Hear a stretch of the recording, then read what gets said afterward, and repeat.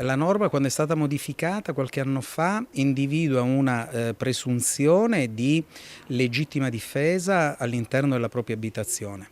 Però c'è sempre un limite e il limite è quello di non eccedere la proporzionalità. Significa che se la persona che entra all'interno dell'abitazione non minaccia, non svolge degli atti né di violenza né di minaccia nei confronti delle persone che abitano all'interno dell'abitazione, o solo banalmente appena entrate fuggono, l'eventuale uso dell'arma potrebbe essere considerato sproporzionato. Proporzionalità, questa è la parola chiave quando si parla di legittima difesa in base alla normativa introdotta qualche anno fa.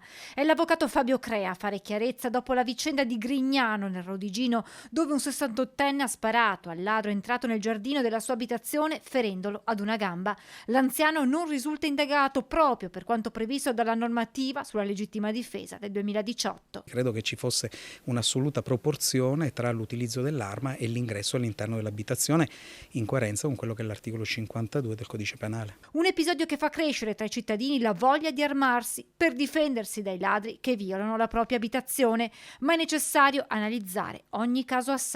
Se uno entra in casa e non ha un'arma, io posso agire per primo?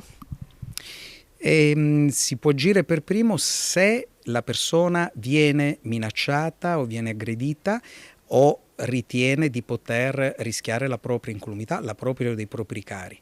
Allora in quel caso, proprio in virtù di questa presunzione di legittima difesa all'interno della propria abitazione, si potrebbe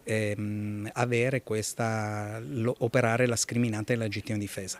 Se invece il ladro che entra all'interno dell'abitazione, accortosi della presenza degli abitanti, scappa via e quindi ha un comportamento non minaccioso né violento, un eventuale colpo di pistola potrebbe essere considerato sproporzionato. Fin qui si parla di difesa della propria persona e dei propri cari, diverso quando si parla di difesa dei propri beni. Si innesta in questo caso una sproporzione di beni giuridici, nel senso che se viene per evitare la sottrazione di un bene patrimoniale si uccide una persona, questo viene considerata una sproporzione tra beni giuridici, anche se è avvenuta all'interno della propria abitazione. Quindi la proporzione e la scriminante della legittima difesa opera solo se la violenza e la minaccia viene effettuata nei confronti della propria persona o dei propri cari.